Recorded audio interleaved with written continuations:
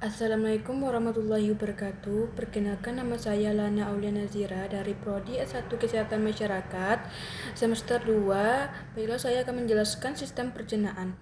Sistem pencernaan adalah sistem organ yang bertugas menerima makanan, mencerna makanan secara mekanik dan kimiawi, menyerap zat gizi, serta mengeluarkan sisa makanan yang tidak dapat dicerna. Fungsinya, sistem pencernaan mengelola makanan menjadi zat yang lebih sederhana, menyerap nutrisi ke dalam aliran darah, menyediakan zat gizi bagi tubuh, mengeluarkan sisa makanan melalui proses defekasi. Struktur sistem pencernaan. 1. Mulut merupakan tempat masuknya makanan. Fungsinya mengunyah makanan atau pencernaan mekanik. 2. Mencampur makanan dengan air liur. 3. Memulai pencernaan karbohidrat melalui enzim amilase. 2. Faring atau tenggorokan, jalur penghubung antara mulut dan kerongkongan. 3. Esofagus atau kerongkongan, menyalurkan makanan ke lambung melalui gerakan peristaltik. 4. Lambung, fungsinya menyimpan makanan sementara. 2. Mengaduk makanan. 3. Menghasilkan asam klorida. 4. Mencerna protein dengan enzim pepsin. 5. Usus halus, terdiri atas 3. Duodenum atau usus 12 jari. 2. Jejunum atau usus kosong. 3. Ileum, fungsinya tempat utama pencernaan kimiawi, tempat penyerapan zat gizi. 6. Usus besar, fungsinya menyerap air dan mineral, membentuk feses. 7. Rektum, tempat penyimpanan sementara feses. 8. Anus, tempat keluarnya feses. Organ pencernaan tambahan. 1. Hati, fungsinya menghasilkan empedu. 2. Menyimpan glikogen. 3. Menetralkan racun. 2. Kantum empedu, menyimpan dan mengeluarkan empedu ke usus halus. 3. Pankreas, menghasilkan enzim amilase, lipase, tripsin, serta hormon insulin glukagon.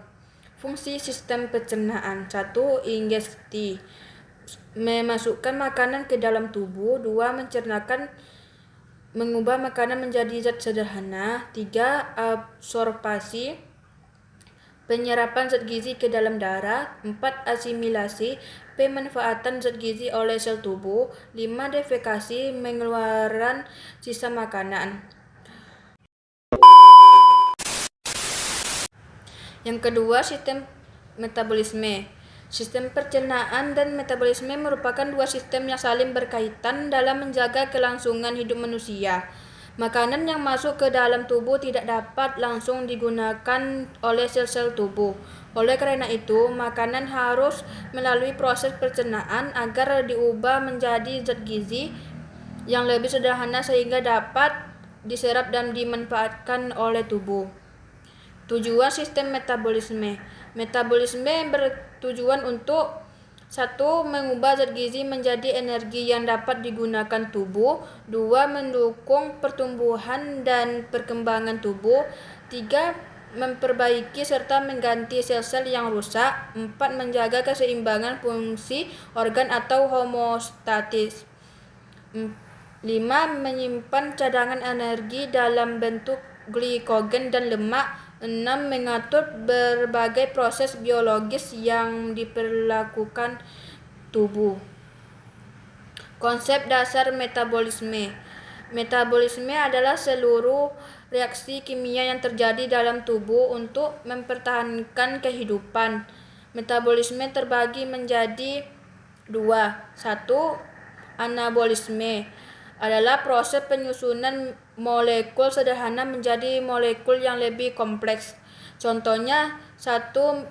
Pembentukan protein dari asam amino. 2. Pembentukan glikogen dari glukosa. Ciri-cirinya: 1. Memerlukan energi. 2. Bersifat membangun. 2. Katabolisme, yaitu proses pemecahan molekul kompleks menjadi molekul sederhana. Contohnya, respirasi seluler. 2. Pemecahan glukosa menjadi energi. Ciri-cirinya: 1. Menghasilkan energi. 2. Bersifat menguraikan.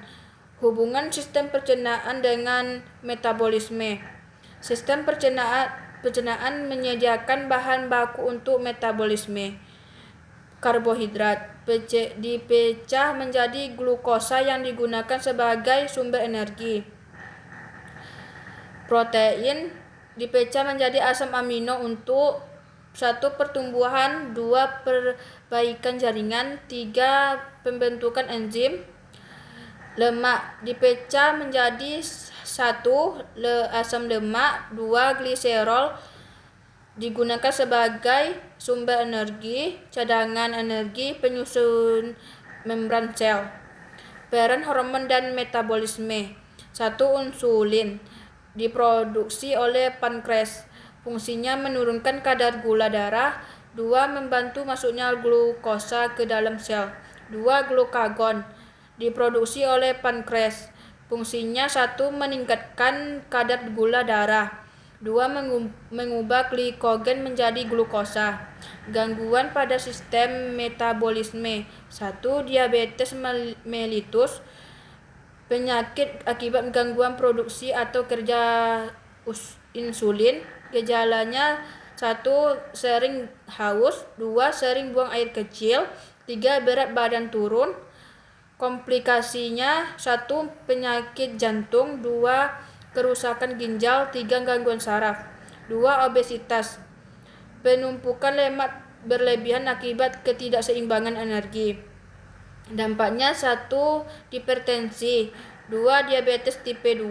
3. Penyakit jantung.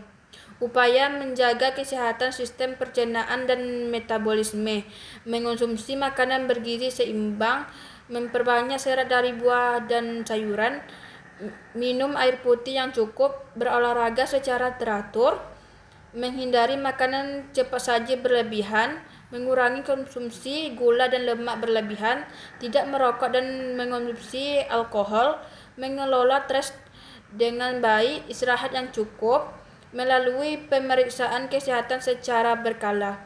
Kesimpulannya, sistem pencernaan dan metabolisme merupakan 2 sistem yang saling berhubungan dengan mempertahankan kehidupan manusia. Sistem pencernaan bertugas mengelola makanan menjadi zat gizi yang dapat diserap tubuh, sedangkan metabolisme menggunakan zat gizi tersebut untuk menghasilkan energi, pertumbuhan, perbaikan jaringan, dan menjaga keseimbangan tubuh. Menjaga pola makan sehat, olahraga teratur, serta menerapkan gaya hidup sehat merupakan langkah penting untuk menjaga kesehatan sistem pencernaan dan metabolisme.